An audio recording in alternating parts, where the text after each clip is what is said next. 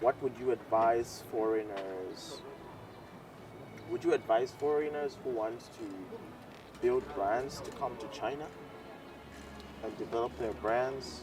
What advice would you give?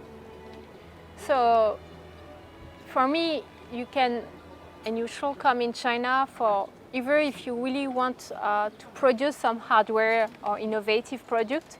The Greater Bay Area is definitely the place to be. And many come only here for production. So they come, they produce, they work with Chinese, but then they do not sell in Chinese market. They sell overseas. Okay? So that's like the first reason and the most known reason people come in that area. The second one is that if you want to offer a product for Chinese market, you need to be there, definitely. And the main advice will be to be open-minded, because things will be totally different. You will struggle every day.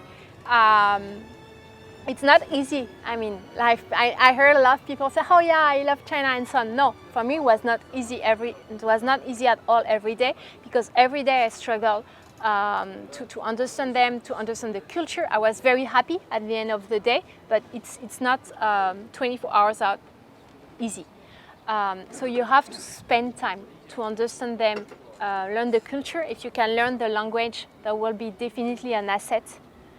Most people that I know in China that speak very well Chinese, they started and come into China when they were students and spent 2-3 years studying full time, and then they got hired. So of course that's an incredible asset. But myself as an entrepreneur, I couldn't spend time and money learning Chinese. So I learned Chinese on site. Of course I can speak much more words about wine and food that's over topic in life, but still, like everything about culture, you have to invest time. And then being surrounded by the right person. It's so important. Especially myself in my... You say your network is your network? Yeah, it's super important. And like, especially myself, because I'm solo entrepreneur, I didn't have team around me to advise me, so I had to find the right people who knew then the people to connect me or to advise me or to say, okay, no, you're wrong. Totally like it's bullshit. Okay. And to be able to, I will not succeed, but just to be able to deliver the right product to the right people. What is your vision for this brand? Where do you see yourself in the next 5 to 10 years? Have different stores, huge buildings? No. Well, one thing I'm sure is that I will still have the purpose of making wine accessible for everyone.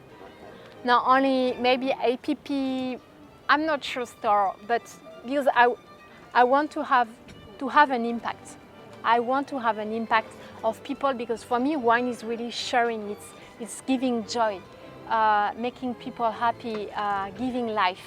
So I want to continue to do that. Maybe it will be not under my brand, maybe with some other brand we will partner together, maybe I will integrate some other wine brand, I don't know. I just know that I want to continue to make wine accessible. Asia speak to me a lot, because it's really an emerging market and people also have more money, want to enjoy time, are interested in wine, and I think there is a lot to do here. But maybe somewhere else. See, what we've faced with COVID was incredible, and we had really to step back and pivot our business a lot. Like my business was only offline. I changed a lot with more and more services online. So who knows what happened tomorrow? Okay. Cheers. I'd like you to subscribe to my videos and keep watching for the next kinds of videos that are going to come up that are going to be creative, innovative, you know. We're giving air to the voice to all the entrepreneurs, innovators in Shenzhen, Shanghai, Beijing, and subsequently the world. So, 再见, and see you next time.